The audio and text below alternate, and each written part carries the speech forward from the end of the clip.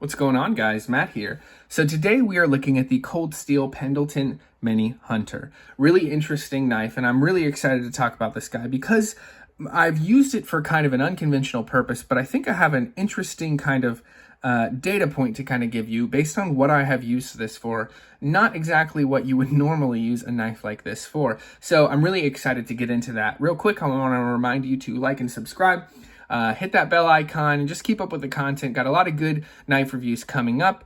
Hopefully going to be doing some hiking videos, maybe some motorcycle videos this summer. So I'm excited about those. But yeah, make sure and like and subscribe. I really appreciate that. So the cold steel Pendleton Mini Hunter. Let's do some size comparisons. Then we will talk about specs, what I like, what I dislike, and something unique. So let's compare it to a knife that a lot of people know the size of, and you can kind of get an idea of kind of how small this knife really is. This is the Benchmade 940. Now this is the full-size version. No, this is not aluminum, even though it is green. It kind of looks like aluminum. This is the REI exclusive that had a sale, and this is green G10. Really pretty, kind of a darker green than the kind of more vibrant metallic-y green on the aluminum version. So yeah, this is a smaller blade. This is smaller overall, handle, everything. So not a full-size outdoor knife, right? It's not gonna, do your tasks like your SRK or anything like that. Let's compare it to something really in its, a competitor to it. I guess I would say this CRKT Biwa, more of a fishing blade, but very similar in size, very similar overall length. Kind of be used for similar things. And let's do one more. One of my favorite budget fixed blade knives, and things might be discontinued, the CRKT. This is the Mossback Hunter. Again, very similar, kind of round 3-inch blade style hunting knife. Okay. All right. Okay. Let's move on to the specs real quick, guys. So the cold steel Pendleton Mini Hunter has a 2.87-inch blade, 3.75-inch handle, 6.625 inches overall. This one comes in AUS 8, and they also come in CPM 3V. I believe they've made them in other steels. I want to say they made them in Sanmai. I can't remember. Let me know in the comments if they've made them out of other things. I believe they made them in Sanmai and AUS 8 as well. Of course, now it's AUS 10. They've moved a lot of their AUS steels to upgraded from AUS 8 to AUS 10. Not all of them, but a lot of them. Anyway, let me know the other knife steels they've made them in. So you can get an AUS 10 and 3V. It's 2.08 ounces, very lightweight blade. Of course, has a Craton handle. Comes with a Secure X Sheath right here. And if you're going to pick up the AUS 10 version, you're looking at 30 to 40 bucks, sometimes a little bit less if you find a really good sale. And for the 3V versions, they vary quite a bit. I think they're on Amazon for like 65 bucks right now, and on Blade HQ for like 100 bucks. So it kind of varies between that. So maybe 70 to 100 would be good range. So let's get into what I like about the cold steel Pendleton Mini Hunter. First of all, I like how lightweight it is. 2 ounces, guys, for a fixed blade knife that isn't terribly thin. Let's measure it with the calipers real quick. I believe it's like 3.2. Okay, so about 3 millimeters. Well, let's go at the thickest point real quick. 3.2 millimeters, right? So that's not a terribly thin knife for how lightweight this is. If you're comparing this to a kitchen knife, which I have one of the Cold Steel Kitchen Classics, one of their steak knives out for a reason, and we're going to do some comparisons to this. Let's look at how thin this blade is real quick. It's going to be a lot thinner, right? It's measuring it at negative. That's hilarious. Okay, hold on one second. Oh, let's see if I can. Oh, here we go. We got to zero it out. Okay. 1.7 millimeters. So this is like twice as thick as one of the kitchen knives. That's a great weight for the capabilities you get with a blade that's got a decent stock on it. It's not 5 millimeters thick, but it's got a good stock. It's going to be plenty tough for a lot of the tasks you would want, even though it is smaller. So the weight is great. And along with the weight, the maneuverability is really nice. As a hunting knife, I think this would be fantastic. I'd prefer a bit more belly. I've skinned a few things, not a ton, but I think I prefer a bit more belly. But with how light it is, no problem. It's just going to glide through material. And even though it is a little bit thicker than a lot of skinning knives, because it's a full flat grind, you have a lot less material kind of getting in your way. So I think it's going to skin great. So along with the lightweight, very maneuverable, really appreciate that about the mini Pendleton. So what else do I like? Well, I think that this steel, for the price you're getting, honestly on both, the AUS 10 for around 30 bucks, that's a really good steel for 30 bucks. A lot of these blades, let's move it to CRKT. These went for around the same. If they're not discontinued, they might not be. This is SK5. It's going to rust. It's honestly not going to hold NES as long. Yeah, it might be a little bit tougher, but I'm going to prefer AUS 10. And then the Biwa, this thing's 12C27N. Better steel on this, and it's about the same price. So, you know, you're looking at a great working steel. You know, it just holds a good edge, very similar to like VG10 154 CM. And it's going to be rust resistant as well. So I think that especially this one is a great bargain for around 30 bucks. And the 3V one, if you can get it around 70 bucks, tell me a knife you can get for 70 bucks that's 3V. No, it's not a huge blade, but you know, if you just use it for camp tasks, go for it. I think that's fantastic. So it's a great value for the steels you're getting, you know, for either steel.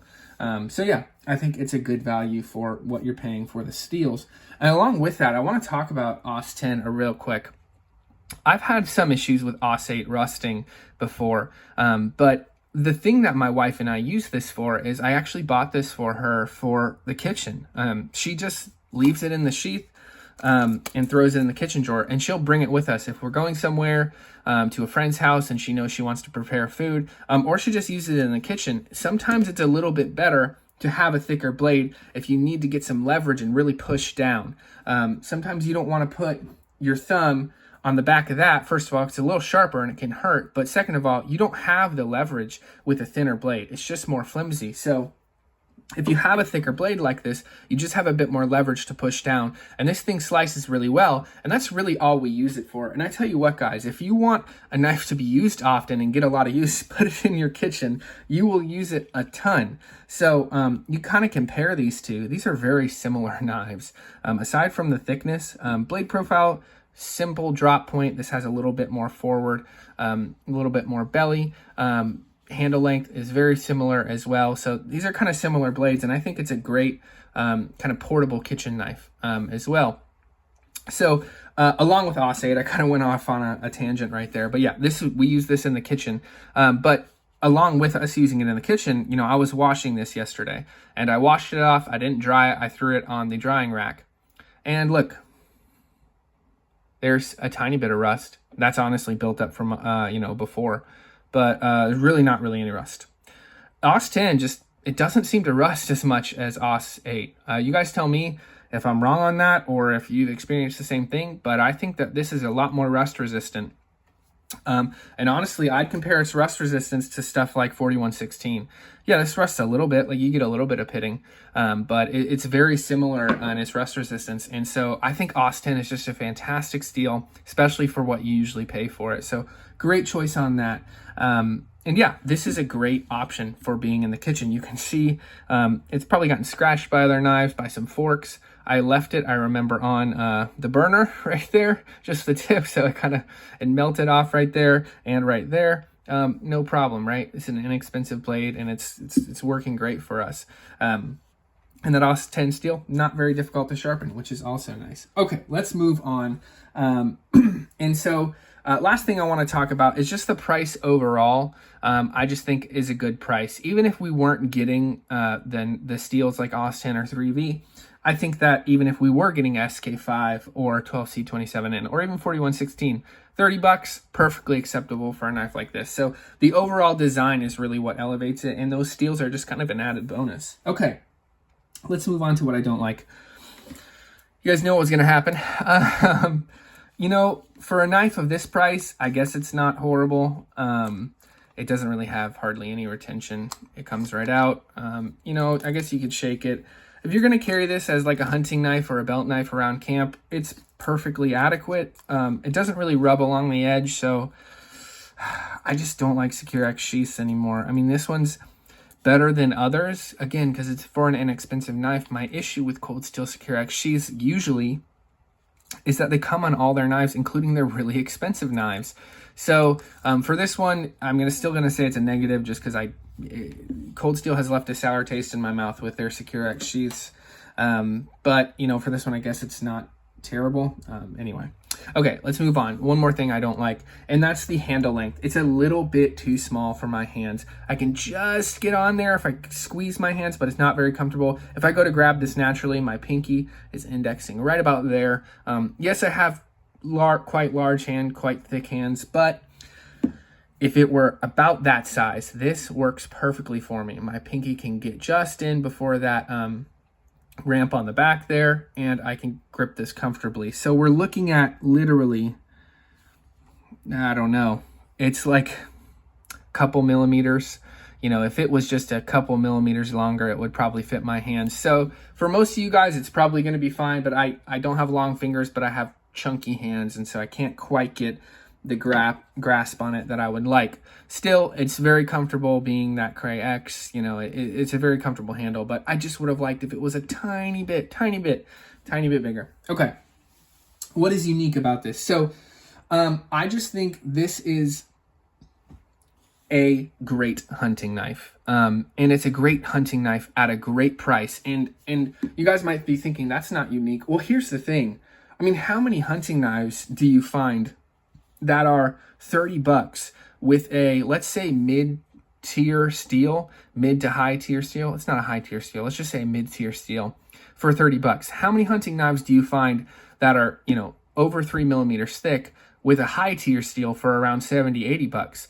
Most of the hunting knives you get, again, they're in cheaper steels. 12C27 is perfectly acceptable, but it's not going to hold an edge nearly as well as this guy.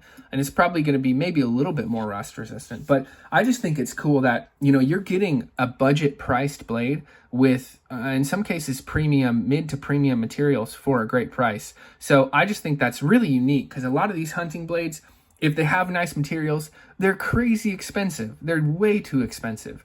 A lot of Benchmades are just ridiculously expensive for D2 or even S30.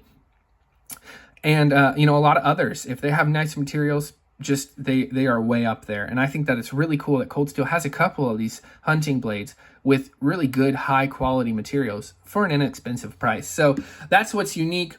Cheap blade, inexpensive blade, good materials for a hunting knife. Really cool. Good job, Cold Steel. It's an absolute recommend. We use this thing all the time, guys. It gets tons of wear, probably more wear than most of my other knives. Sharpened it multiple times.